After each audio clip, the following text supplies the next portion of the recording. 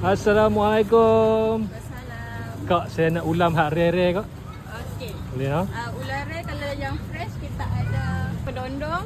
Pucuk kedondong, Ya. okey. Lepas tu kita ada cabang pucuk cabang 3.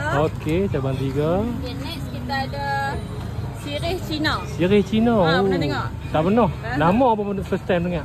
Okey, lepas tu next kita ada belalai gajah. Belalai gajah, Pucuk belalai gajah, okey. ya. Lepas tu hak ni hak paling payah nak ambil. Paling kita payah ada jumpa. pucuk asam lugong. Pucuk asam lugok. Pucuk dia duk betul-betul tinggi lah. Lepas tu kita ada ketumbak Jawa. Ketumbak Jawa ni pun kali pertama dengar ni. Jarang-jarang nak jumpa kau ni. Ketumbak Jawa. Untuk rebus punya, Rebus kita punya. ada pucuk Ajinomoto. Pucuk Ajinomoto. Ya. Okey. Lepas tu kita pun ada ni, pucuk paku rawan. Paku rawan. Sedap Okey. ni.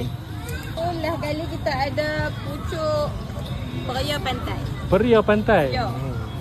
Kalau sambal kita ada 7 jenis hari ni. Okey. First kita ada cabai isi ikan kalau nak yang kurang pedas. Okey. Next cabai biasa. Kalau nak yang cabai mana-mana kita ada cabai buah pelam. Mana-mana sikit kan? Ya. Lepas tu kalau nak yang rare nak dapat kita ada cabai udang padang. Udang padang. Oh, besar ya, ni. betul. Ada udang ah? Ada udang padang lah ni. Udang yang orang Thailand makan mentah-mentah tu. Yang lompat-lompat tu. Ya betul. Lepas tu kita ada ayam asam, budu. Lepas tu satu ni kita ada tempoyak. Cabai tempoyak. Tempoyak ni kalau nak buat cabai pun boleh kan? Boleh buat cabai dalam tu. Okey, okey. Jeruk maman. Jom mamat ya. Macam-macam ni. Betul. Okey, terima kasih.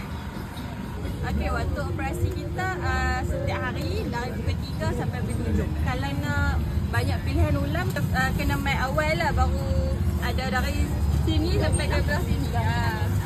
Okey.